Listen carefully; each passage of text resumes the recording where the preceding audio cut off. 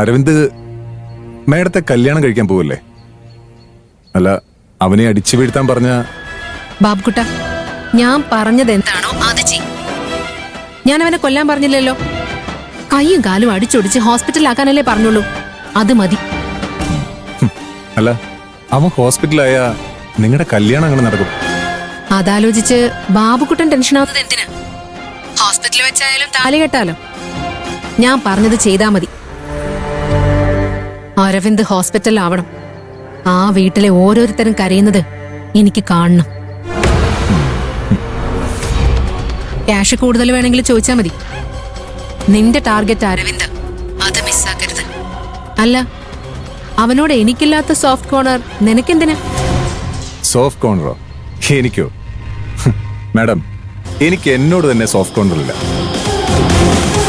എനിക്ക് അവനോടും അവന്റെ കുടുംബത്തോടുള്ള വൈരാഗ്യമില്ലേ, എന്റെ ഉള്ളിക്കിടന്ന് തിളയ്ക്കുക. അപ്പോഴാണ് മേഡം എനിക്ക് ഇങ്ങനൊരു അവസരം കൊണ്ടെത്തുന്നത്. സത്യം പറഞ്ഞ ഞാൻ ആ മേഡത്തിനോട് അങ്ങോട്ട് നന്ദി പറയേണ്ടത്. ഓക്കെ മാഡം, പണി കഴിഞ്ഞ് ഞാൻ വിളിക്കാം.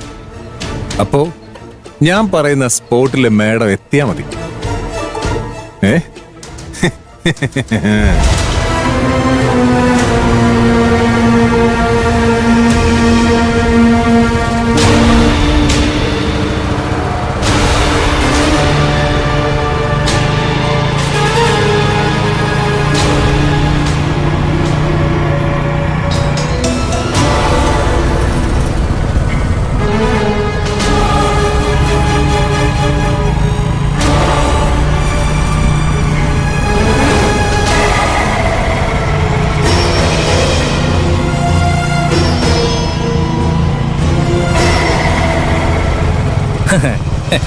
നീ ഇവിടെ എത്തിയുള്ളോ? കല്യാണ വിളിയൊക്കെ ഏതുവരെയായി? എടാ, അതൊക്കെ ഞാൻ നോക്കോളാം. നീ എന്റെ പാട്ടിന് പോ. ഓ, പോടാ, പോയി മാമിന് മുമ്പിൽ റിപ്പോർട്ട് ചെയ്യ്. ഓക്കെ, ആയിക്കോട്ടെ. Bye bro. ഞാനും ആയിക്കോട്ടെ ബുള്ളറ്റ്. ഈ കല്യാണം ഒന്ന് കഴിഞ്ഞോട്ടെ. ഓ,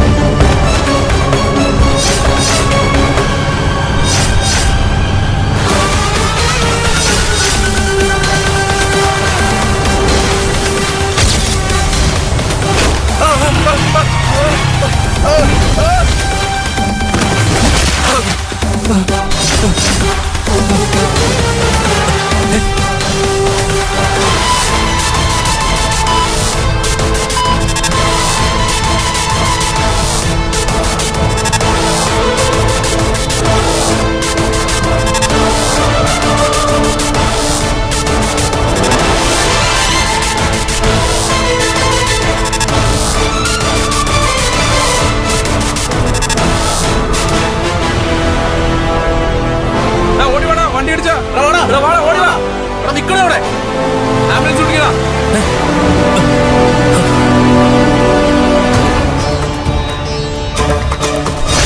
അരവിന്ദേ